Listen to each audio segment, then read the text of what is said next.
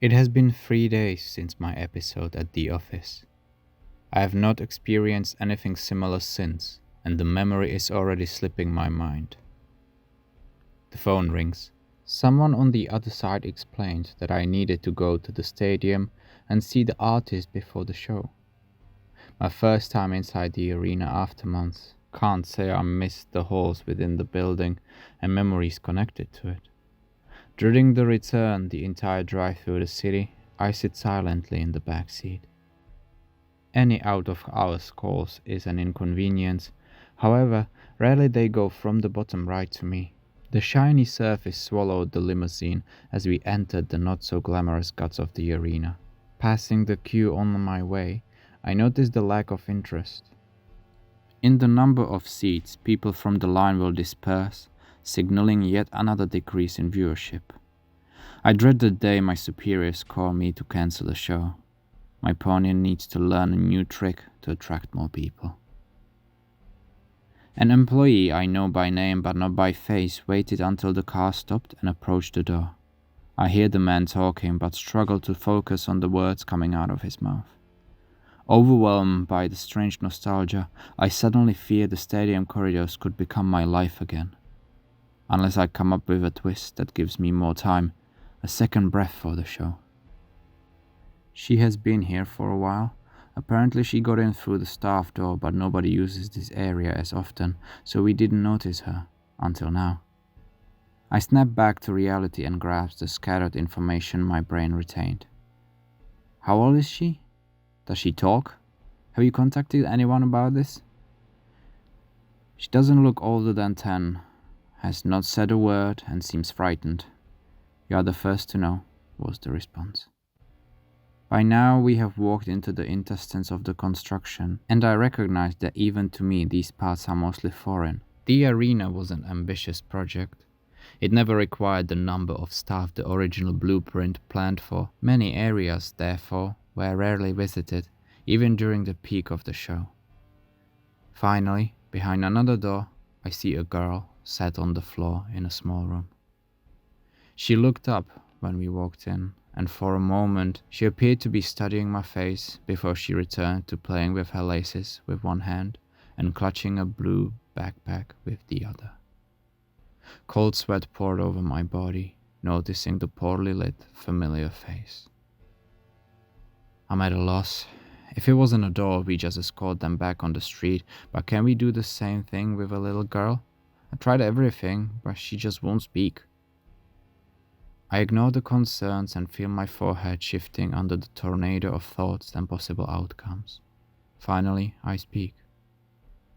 You should make sure nobody gets in through the staff door. If they can get in, that means they can get out, and nobody needs that. Understood?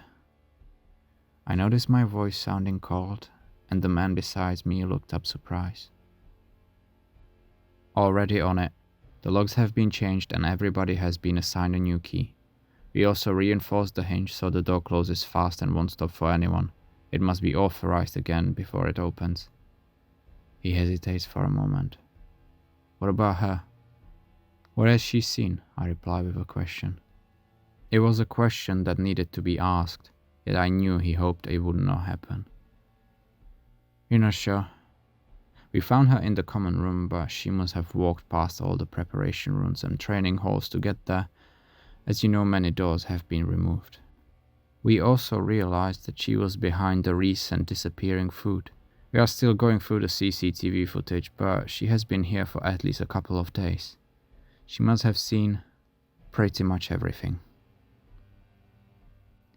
The weight of the situation grows the more I learn about it. Not only is the show dying down, but the little girl on the floor in front of us could ruin everything before it dwindles to its inevitable death. Not just my career, but personal safety too. Since the law failed people, they tend to take justice into their own hands. It doesn't get pretty. I know the public would get up in arms hearing about the truth behind the people of light. They also would not like a child being held against its will. However, although the decision is mine to make, I have no say in the matter. The facts and logic looking forward are clear. I made my decision. Pushing the man before me, I closed the door, leaving the girl alone. We will keep her. We can't afford the public knowing too much. What about her? I raised my hand to stop the shadowy man from talking. That's it. She is ours and your responsibility. Give her a place to stay. She can be with the rest of the performers or alone, I don't really care. Ensure she is under control. We don't want her breaking anything. And again, I catch my breath looking into the man's eyes. We do not want her to get out. With that, I turn and head back into the main parts of the arena. Since I'm here, I might as well see how things have changed. With mixed emotions, I observe how the fluctuating budget projected on the state of my old office and everything around it. The company poured money into the production early on and stopped when the demand started decreasing.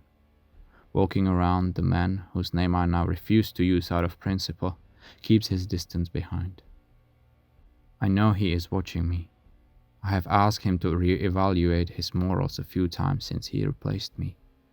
But now, I have pushed him so far that I am equally as surprised that he is upset as I am surprised that he has not gone public with everything yet.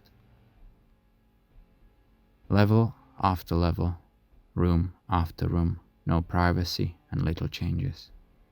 The next show starts in 20 minutes, but all the performers are still asleep. We have learned that the longer they sleep, the more energy they bring to their parts. It also prolongs their shelf life. My step is fast, but my need to be out of here grows quicker.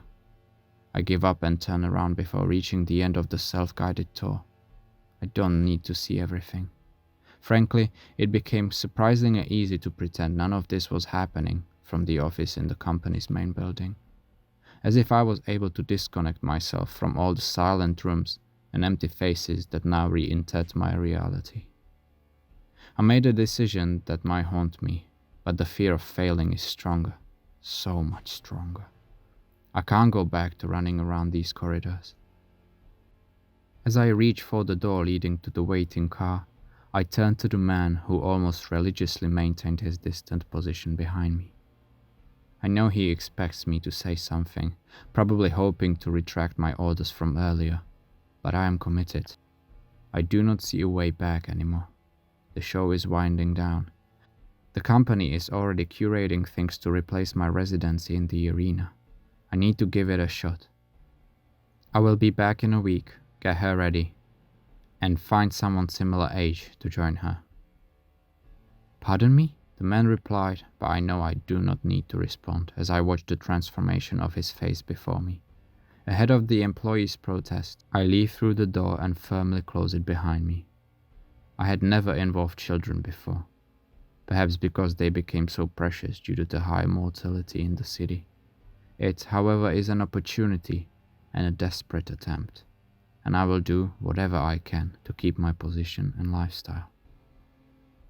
My body sunk into the car seat, still strangely cold from the damp rooms inside the arena, and the world around me started moving.